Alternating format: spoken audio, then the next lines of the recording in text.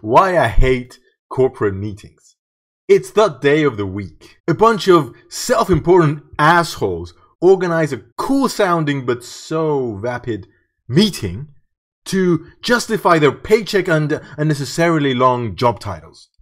They send you an invite via email, and you must accept or decline, as if the latter was ever an option for a low-grade, I hate my job, can't wait till Friday employee like you.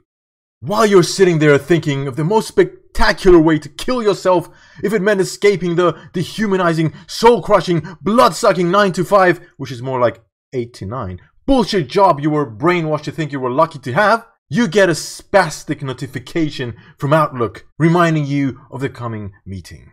You put in your eyes some expired eye drops, wishing they were cheap tequila instead, to help you keep them open for the next few tormenting hours, and off you go.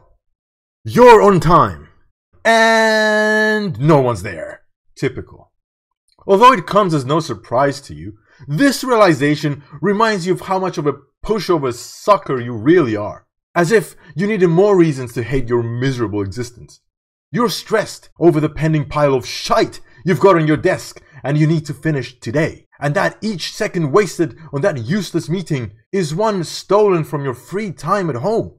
Which in essence is preferable because the only short free time you get during the day at home is when you're left alone with your pitiful self, considering killing yourself with even less spectacular ways. Back at the meeting, they finally waltz in order of ascending pay grade. And that's no accident, believe me. It's office courtesy to arrive later than your inferiors and never a second earlier. The top executives gather round and waste the next 30 minutes on seating arrangements, forceful pleasantries, sarcastic comments, and checking their emails on their Blackberries on my fucking time! The meeting starts with someone making noises with their mouth, but not really saying anything that makes sense. Everyone's nodding, pretending to understand what the hell the other guy's babbling about, who in turn pretends to know what he himself is babbling about, while trying hard not to take a peek at the unnecessarily flamboyant cleavage of the haughty HR manager, who has nothing to contribute to the meeting but is there anyway. You, on the other hand, have no issue staring at her enormous boobies. You try to jump in and contribute to the discussion, and all your overly educated bachelor's and master's in science brain has to add is, I agree. While everyone pauses to stare you down as if you said the stupidest thing in the world, which you did. The blah blah picks up and you take your notepad to pretend to write things down while nodding. You write, I wanna kill myself, in such messy handwriting that no one can glance at it and make sense of it. Only you. But you cover your notes and look around anyway, just in case.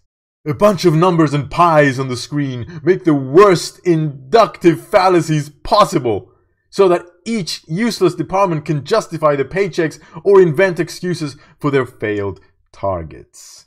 The top executives not giving a rat's ass because their clientele is a sure thing due to the compliance and lobbying under-the-table corrupt politician agreements, if you know what I mean, ignore everything while pretending to be checking their important emails on their phones under the table, when in fact we all know, but pretend not to, that they're actually stalking the next-door cross-dresser on Instagram who doesn't even make a significant effort to cross-dress.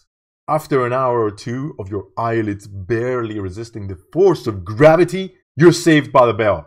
Some golf buddy calls the CEO and reminds him of their important game. And the meeting ends, and nothing has been gained or learned. Except perhaps the affirmation that you totally suck, and the validation of how much you hate everyone you work with. But seriously, you need to get a life.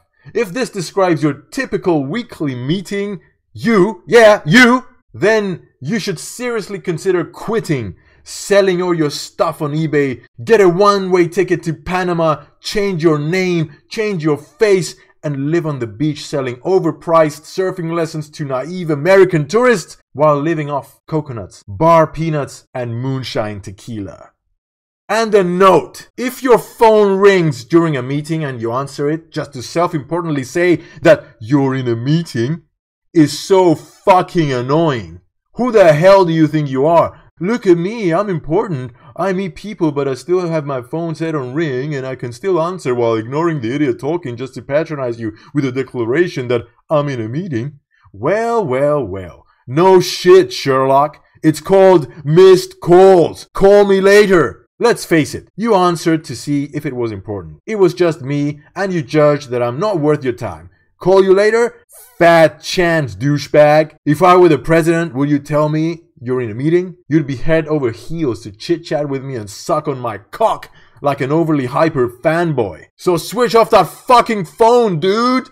If you like this video, please like, share, comment, and subscribe. Be a darling, and you're awesome. Thank you.